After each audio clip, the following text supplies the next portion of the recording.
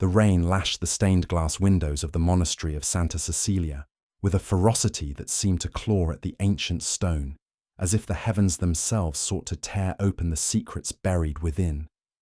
Nestled in the shadowed folds of Umbria's hills, the convent loomed over the village of Rocca Alta, its silhouette a jagged wound against the storm-churned sky. It was the early hours of June 21st, 1990, when the final toll of the bell reverberated through the icy corridors, its mournful note swallowed by the wind's relentless howl. No one in the village could have known that this night would mark the last time novices Bianca Ferretti, Caterina Ricci, and Lucia Salvi were seen alive, their names destined to be erased from the lips of the living, whispered only in the shadows, of fear and guilt. Rocca Alta was a village where time seemed to pause, suspended in a haze of tradition and silence. Church bells dictated the rhythm of life, their chimes marking the hours with a solemnity that felt both sacred and oppressive. Family names passed unchanged through generations, etched into the stone of memory as surely as the cypress trees and vineyards that framed the hills in a natural amphitheatre. The monastery of Santa Cecilia was more than a place of worship. It was the moral heart of the village, a beacon of piety where devout families dreamed of their daughters donning the white veil of novitiate. During religious festivals, processions of young women, heads bowed, wove through the cobblestone streets, their voices chanting psalms of purity, sacrifice, and obedience.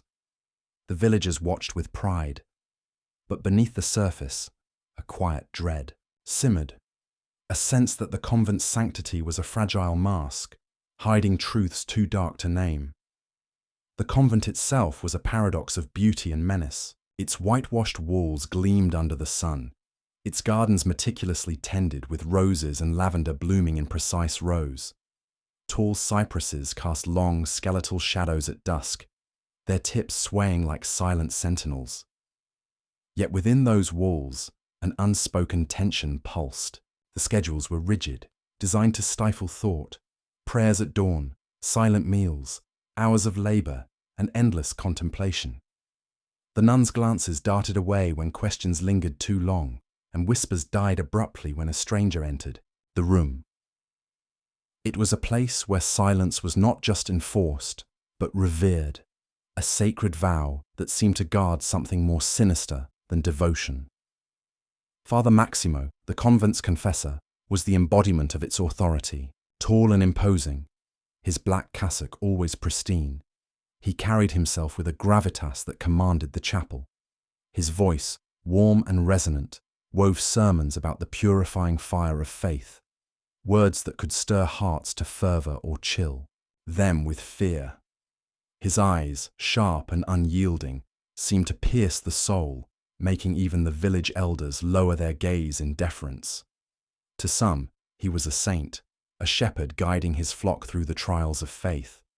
To others, he was a spectre, his charisma a velvet cloak over a core of menace. His interactions with the older novices were too intimate, his smiles lingering a moment too long, hinting at secrets shared in the dim light of the confessional. Sister Annalisa, the disciplinarian, was his shadow, a woman whose presence was as cold and unyielding as the stone walls. Her face was a mask of granite, her features sharp and unreadable, her voice so soft it seemed to cut through the air like a blade. Her past was a mystery, shrouded in rumors that clung to her like cobwebs. Some said she had served in distant African missions, bringing the light of God to far-flung lands. Others whispered she was exiled from Rome after a scandal too grave to be spoken aloud, her transfer to Santa Cecilia a punishment disguised as duty. Her gentle tone was a deception, masking a vigilance that never wavered. A single glance from her could silence a room, and the novices quickly learned to tread carefully in her presence, their steps soft, their voices hushed. That night, the storm arrived like a harbinger of doom. By late afternoon, the sky over Umbria had turned a sickly grey, the air thick with an oppressive stillness that drove birds to their nests and dogs to their kennels. The villagers shuttered their windows, sensing the weight of something more than weather. Thunder rolled in, low and mournful, as rain pelted the earth with a vengeance that seemed almost personal. Inside Santa Cecilia, the novices adhered to their routine with mechanical precision, their faces pale under the flickering candlelight of the refectory. The storm's roar seeped through the walls, a constant reminder of the world beyond their cloistered existence. Bianca Ferretti sat across from Caterina Ricci and Lucia Salvi, their eyes meeting briefly in the dim light. The three shared a bond, forged in quiet rebellion, their spirits unbowed by the convent's suffocating rules.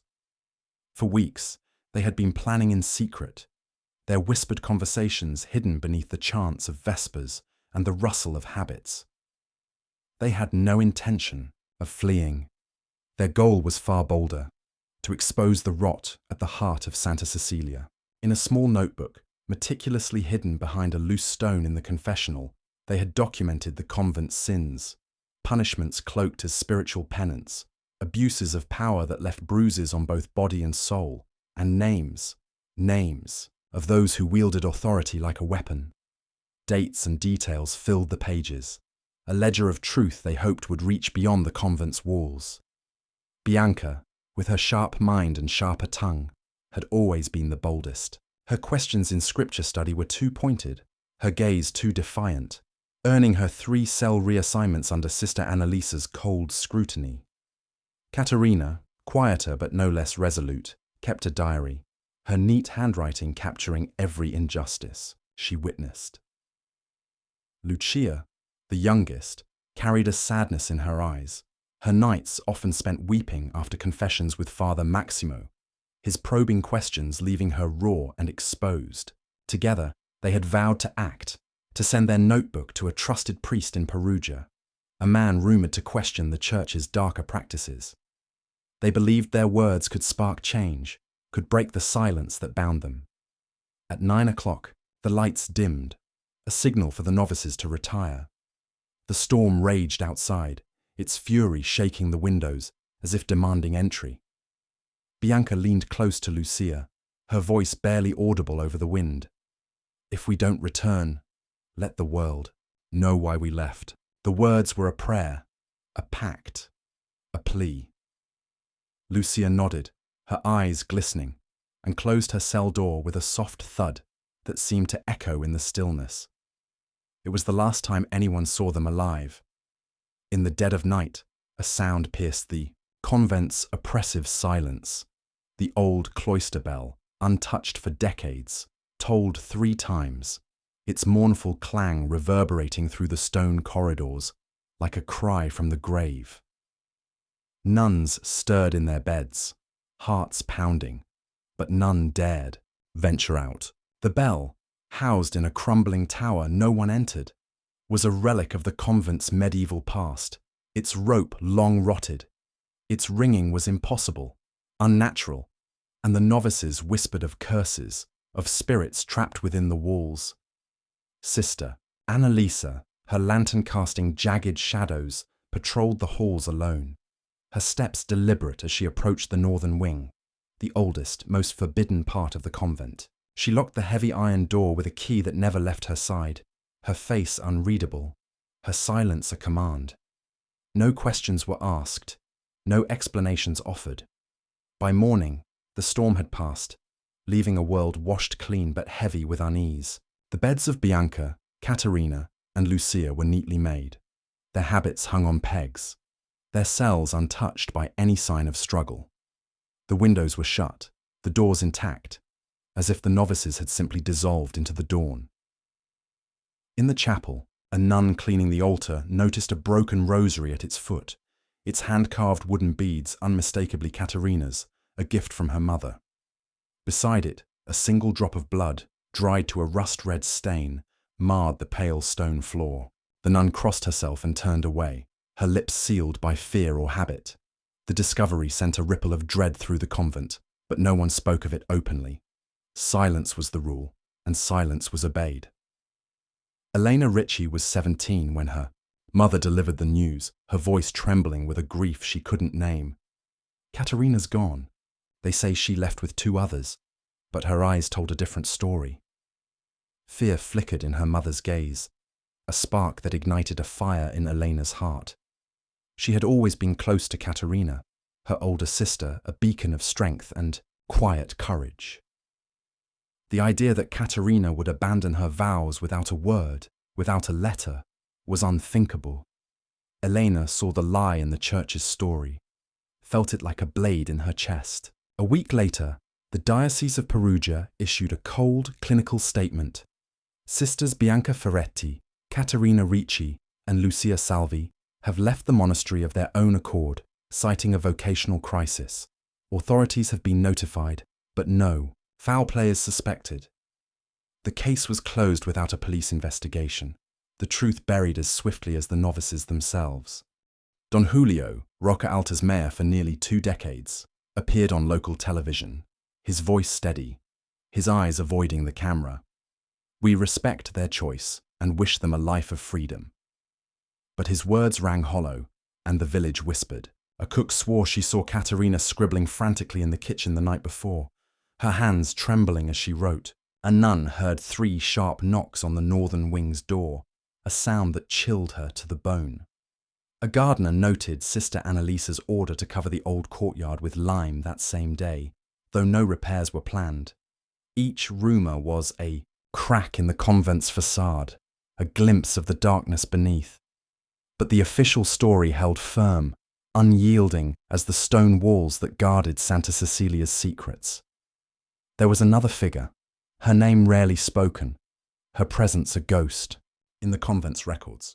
Teresa, a pale, silent girl with haunted eyes, was assigned to archival duties, always alone, never joining the others for meals. Her steps were light, her gaze perpetually downcast, as if she carried a weight too heavy for her slight frame. Some whispered she was the daughter of a priest, sent to atone for her father's sins. Others claimed she came from Rome after a disciplinary scandal, her past a blank slate. In truth, Teresa was Father Maximo's illegitimate daughter, raised, in secret, within the convent's walls, bound by a clerical pact of silence that ensured her loyalty. It was Teresa, desperate for Sister Annalisa's approval and her father's twisted affection, who found the novice's notebook hidden in the confessional. Believing she was preserving the convent's sanctity, she delivered it to her superiors, her hands trembling as she handed over the damning pages. Her betrayal would become her curse, a shadow she could never escape. Sister Annalisa acted with ruthless efficiency. After the bell's eerie toll, she summoned the 3 novices to the northern wing, their footsteps echoing in the dark. They were led down a hidden passage, its entrance concealed behind a false panel in the library, to an ancient ritual cell known as the Room of Final Contemplation. According to the convent's archaic rules, wayward sisters were isolated there to purify their spirits through fasting and prayer. But that night, there was no purification, only punishment.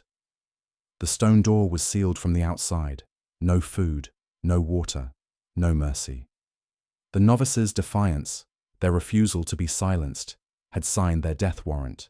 Their cries, if there were any, were swallowed by the earth, their fates sealed in a tomb of stone.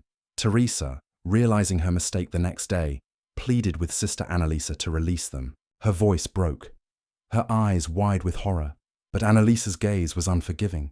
Weakness was not tolerated, and Teresa's pleas marked her as a liability. Days later, she was locked in the same cell, left to die among the bones of those she had betrayed. Her death was slower, her guilt a heavier chain than any stone. The night of June 21st, 1990, was not a disappearance, but a meticulously orchestrated crime, cloaked in the sanctity of faith and the weight of silence. For over 3 decades, the wind whispering through the convent's ruins carried the voices of 3 young women who died embracing each other, waiting for a redemption that never came. Roca Alta's history was steeped in such secrets, stories, buried beneath layers of piety and fear. In the 1960s, a novice named Angela was sent to Florence for mental health reasons after 6 months in Santa Cecilia. Her 1965 death certificate read heart failure, but no one spoke of her terror of silence, the way she flinched at shadows, or the sketchbook she left behind, filled with drawings of crypts, walls and crosses that seemed to bleed ink. The convent's walls hid more than prayers. They concealed a system of control where doubt was a sin and questions were met with punishment. Whispers spoke of a windowless chamber, the room of final contemplation, where wayward novices were sent to fast and pray until their spirits broke, or their bodies did. Rumours hinted at a hidden door beneath the library, a tunnel sealed by a grate built by monks in the 17th century to guard their own secrets. The daily routine was a cage: rise at 5, pray until 7, silent meals, physical labour, biblical study, contemplation, and silence. Endless, suffocating silence. In that void, dangerous thoughts took root, and the seeds of rebellion were sown. Bianca had been the spark, her questions too sharp, her spirit too fierce to be tamed. Sister Annalisa had moved her cell 3 times, each relocation a warning she ignored. Caterina, with her quiet strength, recorded every injustice in her diary, her words a silent vow to expose the truth. Lucia, fragile and haunted, wept after confessions with Father Maximo, his probing questions stripping her bare. Their plan to send their notebook to Perugia was their final act of defiance, a beacon of hope in a place designed to extinguish it. But the convent's walls were not just stone. They were a living entity, watching, listening, and guarding their secrets with a ferocity that matched the storm that night. The bell's toll was not just a sound, but a warning, a signal that the truth, once buried, would not stay silent forever. Elena Ricci stood at the gates of the monastery of Santa Cecilia, her breath visible in the chill of an Umbrian dawn in 1991. At 17, she was too young to challenge the church's authority openly, but her heart burned with a resolve that no storm could extinguish. The disappearance of her sister Caterina and her fellow novices, Bianca Ferretti and Lucia Salvi, the previous year had left a wound that refused to heal. The official story, a vocational crisis prompting their voluntary departure, was a lie Elena felt in her bones. Under the guise of a late calling to the religious life, she entered the convent, her dark eyes concealing a fierce determination to unearth the truth. The gates closed behind her with a clang that echoed like a warning, sealing her within the walls that had swallowed her sister. Santa Cecilia's beauty was a cruel deception. Its whitewashed walls gleamed under the morning sun, its gardens a tapestry of roses and lavender, their scent mingling with the damp earth. Tall cypresses cast long, claw-like shadows, swaying as if whispering secrets to the wind. Yet beneath this serene facade, a current of dread pulsed through the stone corridors. The convent was a fortress of silence, its rigid timetable designed to crush the spirit. Prayers at dawn, silent meals, hours of labour, and endless contemplation. The nuns' glances slid away when Elena approached, their whispers fading into a hush that felt like a physical weight. It was a place where questions were sins, and silence was not just enforced, but worshipped, a sacred vow guarding something far darker than faith. Sister Annalisa, the disciplinarian, was omnipresent, her soft voice a velvet shroud over an iron will. Her face, sharp and unyielding, seemed carved from the same stone as the convent's walls, her eyes missing nothing. Her past was a riddle. Rumours spoke of African missions or a Roman scandal, but no one dared ask. Her gentle tone masked a vigilance that chilled the blood. A single glance could silence a room, and the novices moved with the caution of prey under her gaze. Father Maximo, the confessor, was her counterpart, his charismatic sermons filling the chapel with visions of divine fire. His tall frame and impeccable cassock commanded reverence, but his too familiar demeanour with the older novices set Elena's nerves on edge. His smiles were sharp, never reaching his eyes, a predator's mask that hinted at secrets shared in the confessional's dim light. Elena knew her quest was perilous. The names of Bianca, Caterina, and Lucia were taboo, erased by an unspoken pact as if the earth had consumed them whole. She spent her first months as a silent observer, her senses attuned to every anomaly in the convent's tightly controlled world. She memorized routines, the chime of bells, the shuffle of habits, the creak of doors locked at night. She noted the nuns who flinched at sudden sounds, the novices who whispered in sleep, the corridors where footsteps echoed too long. The northern wing, home to the old library, was a forbidden realm, its double-locked doors exuding a faint odor of dampness and burnt wax. It was a place the nuns avoided, their eyes darting away when Eleanor lingered too near. One autumn afternoon, while cleaning the oratory, Eleanor's fingers brushed against a wooden rosary hidden behind a statue of St. Rita. Its cross bore the initials BF, Bianca Ferretti. Her heart raced, the beads warm in her palm as if they held a fragment of Bianca's defiance. She tucked it into her habit, her resolve hardening. This was no mere trinket. It was a sign, the first thread in a tapestry of truth she vowed to weave.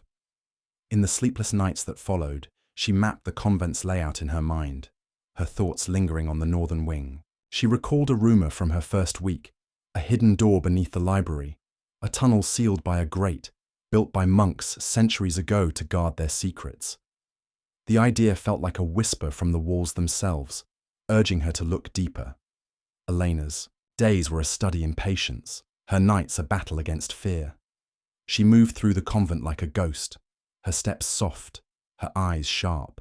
She noticed patterns: Sister Annalisa's late-night patrols, Father Maximo's private meetings with certain nuns, the way the older novices avoided the northern wing as if it were cursed. Once, in the dead of night, she pressed her ear to the library's door and heard a muffled sob, faint but unmistakable, as if the walls wept for their buried truths. The sound haunted her, a call she couldn't ignore. She began to test the convent's boundaries, lingering in forbidden corners, brushing her fingers along walls for hidden seams. Each discovery, a loose floorboard, a crack in the plaster, felt like a message from her sister, guiding her through the darkness. A year into her stay, Eleanor had gathered fragments of evidence, whispered rumors of a windowless chamber called the Room of Final Contemplation, where doubting novices were sent to fast and pray until their spirits broke. A nun's fleeting mention of a punishment list kept by Sister Annalisa, a novice's sleep-talked confession of fear after confessing to Father Maximo. Yet nothing was concrete. Nothing could pierce the convent's veil of silence.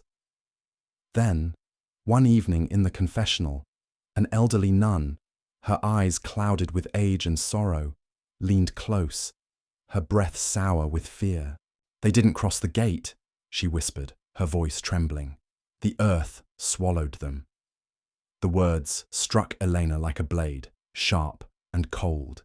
She gripped the rosary in her pocket, its beads a lifeline as the nun shuffled away, her warning hanging in the air like a curse. That night, Elena dreamed of Caterina. Her sister stood in a shadowed cell, clutching a broken crucifix, her lips moving in a silent psalm. The walls pulsed with a heartbeat, the air thick with the scent of damp stone and blood. Caterina's eyes met hers, pleading, and she murmured, "Find the door, Elena. It's under the light." Elena woke drenched in sweat, her heart pounding, the dream's weight pressing on her chest. The words lingered, under the light, a riddle she couldn't yet solve. Her suspicion hardened into certainty. Caterina had not left willingly. She had been silenced, her truth buried in the convent's depths. The years passed, each one a stone added to the weight on Eleanor's soul. In 2001, a fire, officially blamed on a faulty wire, ravaged part of Santa Cecilia, its flames licking the northern wing like a judgment. The church seized the opportunity to close the convent permanently, its ruins left to decay under the watchful eyes of the cypresses. Elena had left a year earlier, unable to take vows, her heart too full of questions to swear obedience. She carried a hidden folder of notes, painstakingly gathered during her time inside. Dates of suspicious transfers, names of nuns who spoke too freely, descriptions of locked doors and whispered fears. Legally, they were worthless. Emotionally, they were her lifeline, a tether to her sister's memory. For 2 decades, Elena tried to build a life beyond Rocca Alta. She moved to Milan, studied art history, and worked in parish archives. Her days, filled with the quiet rustle of ancient papers. But her nights belonged to Santa Cecilia. She pored over her notes, cross-referencing them with obscure texts on medieval convents, searching for clues to the tunnels and chambers whispered about in her dreams. She visited Rocca Alta sparingly, each trip a pilgrimage to the convent's ruins, where she stood at the gates, willing the stones to speak. The village had aged, its children fewer, its churches emptier, but the fear remained, a shadow that clung to every cobblestone. In 2023, after her mother's death, Elena found a yellowed letter among her belongings, dated June 20th, 1990, in Caterina's neat hand. Her fingers trembled as she unfolded it, the paper fragile as a memory. "Dear Mama," it read, "if something happens to me, it wasn't my choice. This place harbors truths I can't explain, but won't silence. Bianca and Lucia stand with me. If we don't return, know we loved the truth." The words were a spark in the darkness, igniting Elena's resolve. She knew, with a certainty that defied reason, that her sister's truth lay buried in Santa Cecilia's ruins, waiting to be unearthed. Elena returned to Rocca Alta, her heart a blade tempered by years of silent fury. The village met her with a tense hush, its familiar faces now lined with age and suspicion. The convent stood in ruins, its walls boarded up, its gates choked with vines. But the earth seemed to pulse with unspoken truths. She walked the village square, feeling eyes on her back, their gazes heavy with guilt and dread. She wasn't seeking answers. She was there to tear open the grave of silence, to force the truth into the light. Then, as if summoned by her return, a storm struck Umbria, a mirror of the tempest that had raged in 1990.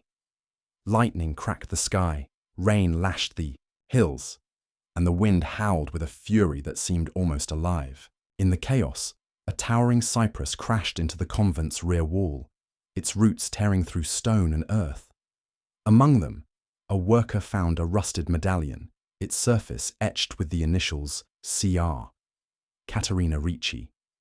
The discovery sent a shiver through the village, a sign that the past was no longer content to lie buried. Elena stood at the site, the medallion cold in her palm, its weight a promise. The earth was speaking, and she was ready to listen. Her return stirred unease. As she crossed the square, whispers followed her like shadows, the villagers' eyes, sliding away as if her presence awakened dormant sins. She carried Caterina's letter, its edges frayed like ancient parchment, a talisman against the silence that had consumed her sister. The convent's ruins, tangled with ivy, seemed to resist. Their own concealment, their stones whispering of secrets long guarded. The storm had been a catalyst, the medallion a cry from the grave. Local authorities dismissed her pleas with practiced indifference. "The site is Vatican property. We need their permission to act." Their words were a wall, but Elena was undeterred. She contacted Lorenzo Espada, a retired archaeologist whose studies of ecclesiastical crypts had earned him a reputation for unearthing uncomfortable truths. "Old convents are riddled with tunnels, more than any Roman city," he said, his voice tinged with curiosity as they surveyed the ruins under a starless sky. Lorenzo had heard whispers of Santa Cecilia's darkness in his university days, tales of hidden chambers and silenced voices. He agreed to help, driven by a sense of duty to the forgotten, his eyes gleaming with the thrill of discovery. They began digging near the northern wing, where the ground sagged unnaturally, as if the earth had sunk under the weight of its secrets. After 3 nights of clandestine work, their shovels struck stone, a sealed opening, its irregular blocks exhaling a sour, damp breath that smelled of decay and despair. Elena's heart pounded. She recognized the odor from her dreams, the scent of her nightmares. They paused, their flashlights casting trembling beams into the darkness. Lorenzo's face was grim, his voice low. This is no ordinary crypt. Whatever's down there, it's been hidden for a reason.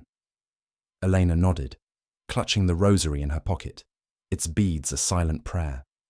They would wait for the next night, to enter, to face whatever truths the convent had buried. That day, in her mother's old house, Elena pored over her notes, her fingers tracing the lines of a drawing she had found among Katerina's belongings years ago. 3 figures standing, before a door without a handle, inscribed with Latin, Et lux in tenebris luce, et tenebrae eam non comprehenderunt. The light shines in the darkness, and the darkness has not overcome it. The words felt like a prophecy, a guide through the labyrinth of lies. She recalled her dream, Katerina's voice whispering under the light. The phrase gnawed at her, a riddle locked within the convent's walls. As night fell, she prepared to cross the threshold, her heart a storm of fear and hope, ready to follow the light into the darkness. The night was a shroud over Rocca Alta, the air thick with the scent of rain-soaked earth and the weight of secrets long buried. Elena Ricci stood at the edge of the sealed opening in the northern wing of the monastery of Santa Cecilia's ruins, her flashlight beam trembling against the jagged stones. The damp, sour breath of the tunnel below curled upward, a miasma of decay that clawed at her senses. It was the smell of her nightmares, the same odor that had haunted her dreams since Katerina's disappearance 33 years ago. Beside her, Lorenzo Espada, the retired archaeologist, gripped his crowbar, his face etched with a mix of determination and dread.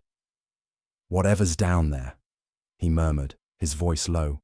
"It's been waiting for us."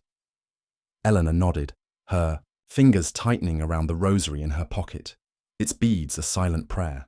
The medallion inscribed with C.R. Caterina Ricci burned in her memory, a sign that the earth was ready to surrender its truths. The discovery of the medallion, unearthed by a fallen cypress during the storm that mirrored 1990's tempest, had shattered the village's fragile silence. Rocca Alta, with its cobblestone streets and cypress-lined hills, had always been a place where secrets were buried deep, guarded by fear and faith. The monastery of Santa Cecilia, once the moral heart of the village, now stood as a ruin, its boarded-up walls and vine-choked gates a testament to its dark legacy. Elena's return in 2023, driven by the yellowed letter from her sister, "If we don't return, know we loved the truth," had stirred the village like a stone cast into still water. The whispers followed her through the square, eyes heavy with guilt and suspicion, as if her presence threatened to unravel the delicate web of lies that had held for decades. The local authorities had dismissed her pleas to investigate. Their voices wrote, "The site is Vatican property. We need their permission." But Elena was undeterred, her resolve a blade forged in years of silent fury. Lorenzo, with his knowledge of ecclesiastical crypts, had been her ally. His curiosity about Santa Cecilia's rumors, tunnels, hidden chambers, silenced voices, drawing him into her quest. Their clandestine digging near the northern wing had uncovered this entrance, a sealed portal to the convent's deepest secrets. The air felt alive, charged with an unnatural energy, as if the stones themselves watched their descent. Elena recalled her dream of Caterina, her sister's voice whispering, "Find the door under the light," the Latin phrase from her notebook, "Et lux in tenebris lucet, et tenebrae eam non comprehenderunt." The light shines in the darkness, and the darkness has not overcome it, pulsed in her mind, a guide through the labyrinth ahead. They descended into the tunnel, their flashlights carving thin paths through the oppressive gloom. The passage was narrow, its walls slick with moisture, the low vaulted ceiling forcing them to stoop. The air was thick, almost suffocating, heavy with the scent of damp stone and something fouler, a decay that seemed to seep from the earth itself. Their footsteps echoed, each sound swallowed by the silence that pressed against them like a living thing. Eleanor's heart pounded, her senses heightened, every shadow seeming to shift and writhe. The rosary in her pocket felt warm, as if Bianca's spirit, her defiance etched into the beads, urged her forward.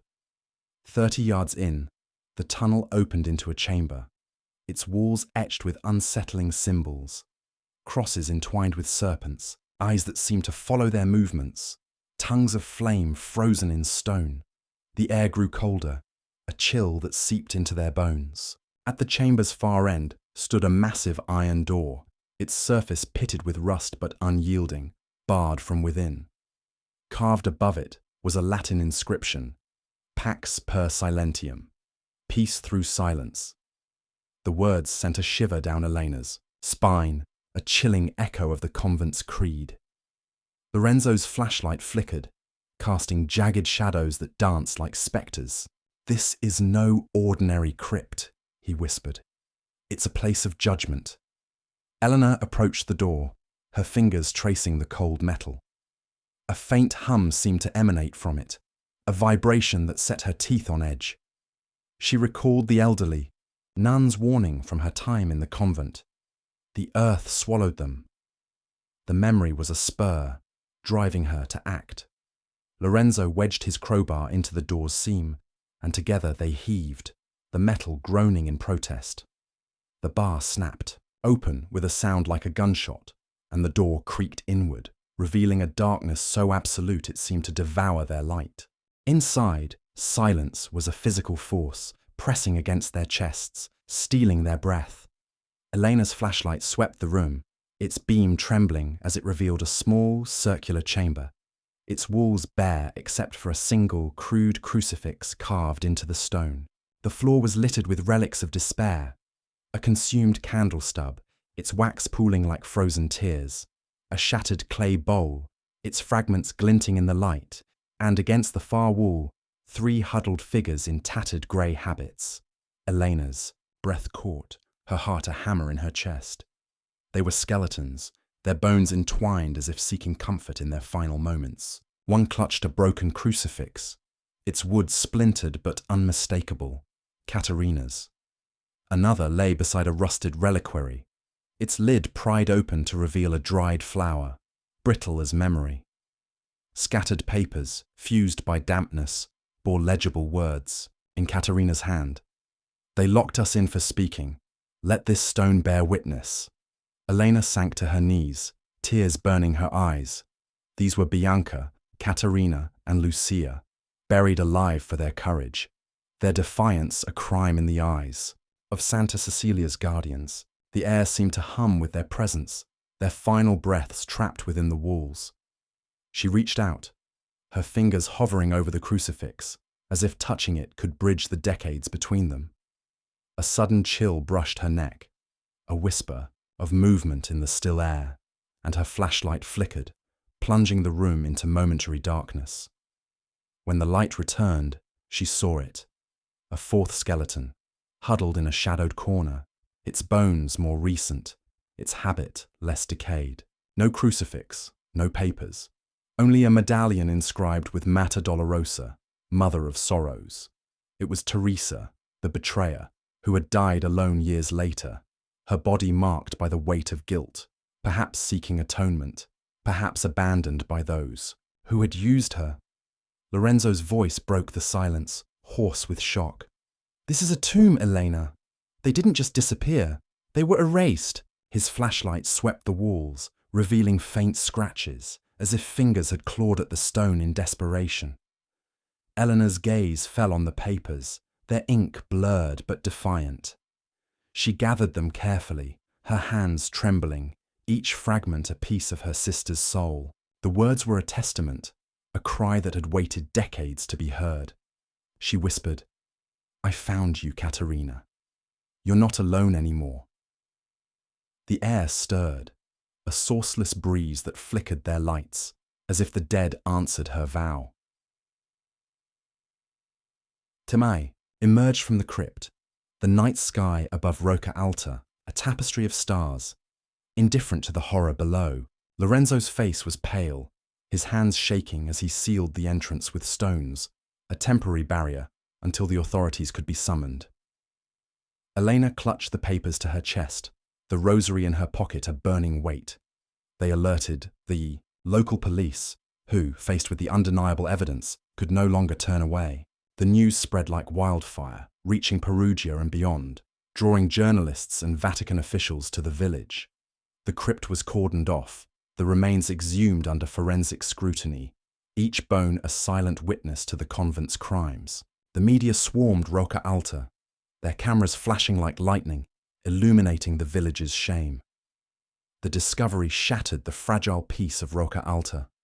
No bells tolled, no masses were held, but a toxic murmur spread through the cobblestone streets, poisoning the air. The novices had been there all along, entombed alive, their names erased by a conspiracy of silence. Elena, driven by a need to understand the full scope of the horror, returned to the crypt alone the following night, a candle in hand.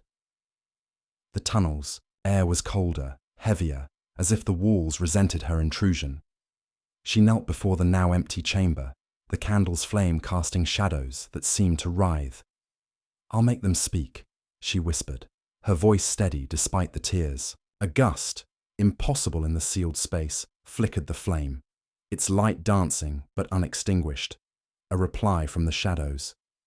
Elena's quest deepened, her resolve a fire that burned brighter with each revelation. Among the recovered papers, she found a chilling clue.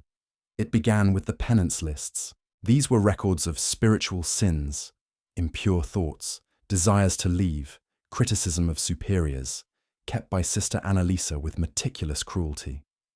Caterina's list was marked with a black cross, a death sentence in ink. The words echoed. The rumors Elena had heard during her time in the convent. Whispers of a system where doubt was punished and questions were buried. She knew the lists were the key, a map to the convent's heart of darkness. With Lorenzo's help, Elena accessed the local ecclesiastical archive, a forgotten sacristy in the village church, its air thick with the musty scent of mouldering papers. They worked by lantern light, their fingers tracing brittle pages, uncovering copies of the penance lists. Not only did they name Bianca, Caterina, and Lucia, but they listed 7 other novices sent away for medical reasons, or marked as absent without explanation. A pattern of erasure emerged, a chilling testament to the convent's decades-long practice of silencing dissent. One name stood out: Don Julio, the former mayor, who had signed permits for renovations in 1990, including the lime-covered courtyard ordered by Sister Annalisa the day after the novices vanished. Elena visited Don Julio unannounced, finding him in his modest home by the cemetery, an octogenarian confined to a wheelchair, his eyes fixed on the distant hills. His face held no surprise, only resignation. "I knew you'd come," he murmured, his voice frail but heavy with guilt. "I didn't kill them, but I sealed the wall, signed the permits. The Vatican demanded silence and I was afraid. Elections, deals, my family's future. Those girls were too brave for their time." His confession was a floodgate, each word a stone lifted from the truth's grave. "Who else knew?" Elena asked, her voice steady, her pen recording every syllable. "Father Maximo, Sister Annalisa, and Teresa, though she was just a shadow, raised in their darkness. She was Maximo's daughter, you know. A secret they kept even from the Pope." The truth was breaking free, its fragments sharp and unforgiving. Don Julio's words reached Rome, igniting an ecclesiastical storm. The Vatican, under pressure from the global media, acknowledged a systemic cover-up of punitive practices in convents from 1950 to 1990, announcing a commission to investigate. Cardinals resigned, their names tarnished by association. Headlines screamed of a dark era unveiled. In Rocca Alta, tension simmered like a cauldron about to boil. Some villagers branded Elena a traitor, their whispers venomous, accusing her of defiling the village's sanctity. Others left flowers at the convent's gate, where black and white photos of the novices hung, their names scrawled in defiance: Bianca, Caterina, Lucia, and, in a quieter hand, Teresa. Elena retreated to her mother's house, the weight of the discovery pressing on her soul. She dreamed of bells tolling 3 times, of Caterina holding a broken crucifix, her eyes pleading. Guilt and peace warred within her. Guilt for the years she had lived while her sister lay entombed. Peace in knowing she had kept her promise to find her. She pored over the recovered papers, her fingers tracing Katerina's words, each sentence a cry that had waited decades to be heard. One phrase stood out, written in a trembling hand. "The light is under the altar, where they hide their sins." It was a clue, a final message from her sister, pointing to the heart of the convent's secrets. The altar. Eleanor's mind raced, recalling the chapel where the broken rosary and bloodstain had been found. The confessional, too, had been a place of whispers, where the elderly nun had warned her of the earth's hunger. She knew the truth was not yet complete, that the convent held one final secret, buried under the light of its sacred spaces. She resolved to return, to face the altar and confessional, to uncover the last piece of the puzzle. The crypt had given up its dead, but the living, those who had orchestrated the crime, still owed their reckoning. As she prepared to confront the convent's final secrets, Eleanor felt a presence, a whisper in the silence of her mother's house. The candle on her table flickered, its flame bending as if touched by an unseen hand. She clutched the rosary, its beads warm, and murmured, "I'm coming, Katerina. I'll finish what you started." The air stilled, the flame steadying, as if her sister's spirit nodded in approval. The truth was close, its edges sharp and cold, waiting to be claimed in the shadows of Santa Cecilia's altar. The dawn broke over Rocca Alta with a grey pallor, as if the village itself mourned the truths unearthed from the ruins of the monastery of Santa Cecilia. Elena Ricci stood in her mother's old house, her fingers tracing the edges of Katerina's yellowed letter, its words a beacon through the fog of 33 years. "If we don't return, know we love the truth." The discovery of the novices' remains, Bianca Ferretti, Caterina Ricci, Lucia Salvi, and Teresa, in the crypt beneath the northern wing, had shattered the village's silence. But Elena knew the story was not yet complete. Caterina's final clue scrawled in her recovered papers, "The light is under the altar, where they hide their sins," pointed to the heart of the convent's secrets, a truth buried in its most sacred spaces. With the rosary bearing Bianca's initials warm in her pocket, Elena prepared to face the altar and confessional, determined to force the past into the light. The village was a cauldron of tension, its cobblestone streets humming with whispers. The crypt's horrors had drawn global attention, with journalists clogging the square and Vatican officials descending like reluctant pilgrims. The penance lists uncovered in the ecclesiastical archive had revealed a decades-long pattern of silencing dissent, with 7 other novices erased alongside Bianca, Caterina, and Lucia. Don Julio's confession, his role in sealing the crypt and signing permits for Sister Annalisa's cover-up, had sparked an ecclesiastical firestorm, forcing the Vatican to acknowledge a systemic cover-up from 1950 to 1990. Yet the altar, the confessional, and the cryptic phrase "under the light" haunted Eleanor, a final riddle that held the key to the conspiracy's architects. Elena's dreams were restless, filled with the tolling of bells and Caterina's voice, pleading, "Find the light." The air in her mother's house felt charged, the candle on her table flickering as if touched by unseen hands. She clutched the rosary, its beads a lifeline, and murmured, "I'm coming, Caterina." The flame steadied, as if her sister's spirit nodded in approval.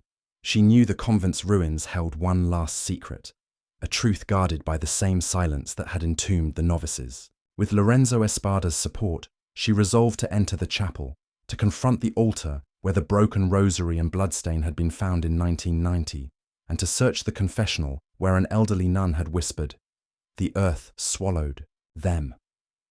On a grey morning, Elena crossed the village square, her steps shadowed by the eyes of Rocca Alta's residents. Some glared, branding her a traitor for exposing their shame. Others left flowers at the convent's gate, where photos of the novices hung. Their names, Bianca, Caterina, Lucia, Teresa, scrawled in defiance. The Vatican, under pressure, had granted access to the ruins, a rare concession that came with a stern warning. Tread carefully, the church's honor is at stake. Accompanied by a Vatican representative, 2 civilian forensic experts, and Lorenzo, Elena entered the convent, its corridors frozen in time, reeking of old incense and decay. The air was heavy, as if the walls resented their intrusion, their stones whispering of sins long buried. The chapel was a cavern of shadows, its stained glass windows dulled by years of neglect. The altar stood at its heart, a slab of pale marble, marred by faint scratches, as if someone had clawed at it in desperation. Elena's flashlight swept the floor, lingering on the spot where Caterina's rosary and the bloodstain had been found. Her heart pounded, the memory of that discovery a wound that never healed. The forensic experts examined the altar, their tools clinking in the silence, while Lorenzo scanned the walls, his eyes sharp for hidden seams. The Vatican representative, a stern priest named Father Gregorio, watched with pursed lips, his presence a reminder of the church's stake in the outcome. Elena knelt before the altar, her fingers brushing the marble, cold as a tomb. She recalled Caterina's words. "The light is under the altar." A faint hum seemed to rise from the stone, a vibration that set her teeth on edge. She pressed harder, feeling for anomalies, and her fingers caught on a hairline crack, barely visible. "Here," she said, her voice steady despite the racing of her heart. The experts converged, their tools probing the crack, revealing a hollow space beneath. With a collective heave, they shifted the altar, its base grinding against the floor, exposing a trapdoor carved with a single symbol, a cross entwined with a serpent, the same mark etched in the crypt's chamber. The trapdoor creaked open, exhaling a stale, sour breath that smelled of secrets and despair. Below was a narrow stone staircase, its steps worn smooth by centuries of use. Elena's flashlight pierced the darkness, revealing a passage that descended into the earth. Father Gregorio's face paled, his voice sharp. "This is unauthorized.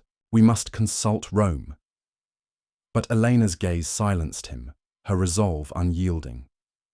"The truth waits for no one," she said, and descended, Lorenzo and the experts following, their footsteps echoing like heartbeats. The passage was claustrophobic, its walls slick with moisture, its air thick with the scent of decay. At its end was a small chamber, its walls lined with shelves holding leather-bound ledgers, their pages brittle with age. In the center stood a wooden chest, its lid carved with the Latin phrase Veritas post sacrificium, truth after sacrifice. Elena's hands trembled as she opened it, revealing 3 leather-bound diaries, their covers embossed with the initials BF, CR, and Elise Bianca Caterina Lucia. Beside them was a single sheet of parchment, written in Father Maximo's elegant hand, dated June 25th, 1990. Purity is not punishment, but destiny. The fallen sisters were seeds for a new order. Teresa was chosen, but failed in faith. We must not mourn the necessary. The diaries were a revelation, a chronicle of horror that burned through the silence. Caterina's entries detailed a descent into despair, psychological manipulation, punishments disguised as penance, isolation in pitch-black cells where the walls seemed to whisper. "They call it the room of final contemplation," she wrote, "but it's a tomb for those who speak. 5 steps lead to it, hidden under the library." Bianca's words were defiant. "This isn't faith, it's fear in a habit." Annalisa watches us sleep. Teresa, Maximo's daughter, carries our words to the altar. Lucia's entries were laced with sorrow. "I want to leave, but I fear them. The eyes that never blink, the walls that hear." The diaries revealed a plan to confide in an older nun who had witnessed a similar case in 1974, a woman transferred days before their disappearance. They also named Teresa, sent to Viterbo in 1993, but returned to Santa Cecilia in 1995, undocumented. A Latin note in Teresa's hand, tucked into Caterina's diary, read, "When I meet them, I'll beg forgiveness. I am their shadow, nameless." Signed with a simple cross, it was her final confession, a plea etched in guilt. Elena's tears fell onto the pages, her sister's words a bridge across the decades, a cry that had finally reached her. The ledgers, too, were damning. Records of disciplinary actions spanning decades, listing dozens of novices punished for spiritual failings. Some were transferred, others marked as departed, their fates eerily similar to Bianca, Caterina, and Lucia. The documents named Father Maximo and Sister Annalisa as architects of the system, their signatures cold and precise. A final entry, dated 1995, noted Teresa's return and her reassignment to contemplation, a euphemism for her death in the crypt. The chest held one last item, a sealed envelope addressed to the Seeker of Truth, containing a map of the convent's tunnels, drawn by an unknown hand, with the room of final contemplation circled in red ink. Elena emerged from the chamber, the diaries and documents clutched to her chest, her face streaked with tears but resolute. The Vatican representatives' protests were drowned out by the experts' murmurs, their cameras capturing every page. Lorenzo's eyes met hers, a silent acknowledgement of the truth's weight. The air in the chapel seemed to shift, a sourceless breeze stirring the dust, as if the novices' spirits exhaled in relief. Elena placed the diaries on the altar, lighting a candle beside them, its flame steady despite the draft. "They know now," she whispered, and the flame flared briefly, a sign that the silence was broken. The Vatican issued a historic statement that evening, broadcast from Rome. The Holy See acknowledges with profound sorrow the grave institutional deviation at Santa Cecilia, resulting in the deaths of 3 religious women and others. We will cooperate fully with Italian justice and open all relevant archives. In the press room, Elena closed her eyes, the weight of 33 years lifting, if only slightly.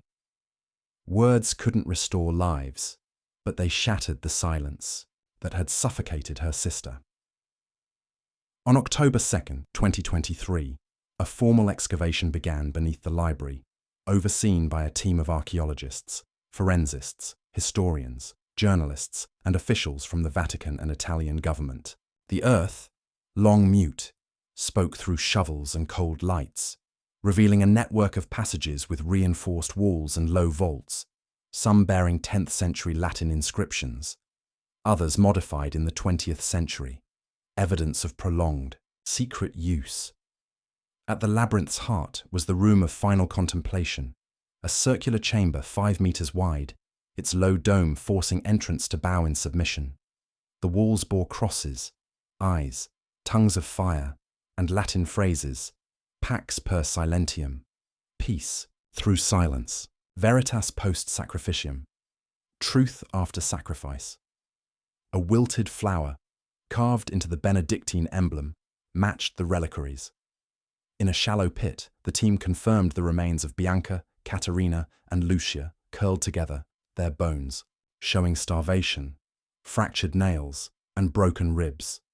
6 to 10 days of agony and darkness. Teresa's remains, more recent, bore a post-mortem iron cross through the chest, signs of hypothermia, dehydration, and self-inflicted wounds. A carved message read, "I locked them in, I guard them, I die with them." Her penance, etched in stone, was a testament to her guilt. The chamber's air felt heavy, as if the walls still held the novice's final breaths. Elena stood at the pit's edge, her candle casting shadows that seemed to embrace her, a silent thank you from the dead. The findings exploded globally, press conferences, documentaries, social media campaigns. Pope Francis spoke from St. Peter's Square. Their pain must not be in vain. Faith cannot oppress. We seek forgiveness and vow silence will never again be a weapon. Elena addressed Italy's parliament, her voice steady as she exposed Santa Cecilia and similar cases, her testimony sparking a joint civil-ecclesiastical commission to investigate religious institutions. The convent was expropriated, its ruins transformed into a memorial of native plants and contemplation spaces, a place for healing rather than hiding. Families left letters, rosaries, and mementos, their grief no longer silenced. At the groundbreaking, Elena read from Katerina's diary, "If this is found, don't pray for us with fear. Pray with fury, love, truth."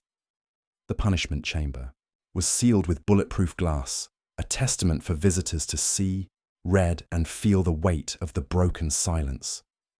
The bells of Rocca Alta's new campanile rang 3 times, not in fear, but to proclaim the end of oblivion. Elena's final visit came before the memorial's completion. She walked among the ruins, sunlight piercing broken columns, warming her shoulders. In the sacristy, by the confessional, she found a hidden compartment beneath a loose tile, revealed by a crack she hadn't noticed before. Inside was a metal box containing a letter from Father Maximo, dated June 25, 1990, addressed to my successors. "The order must endure. The fallen are sacrifices, their silence our shield. Teresa's weakness proves only the strong survive." The letter, delivered to the Vatican, exposed the conspiracy's depth.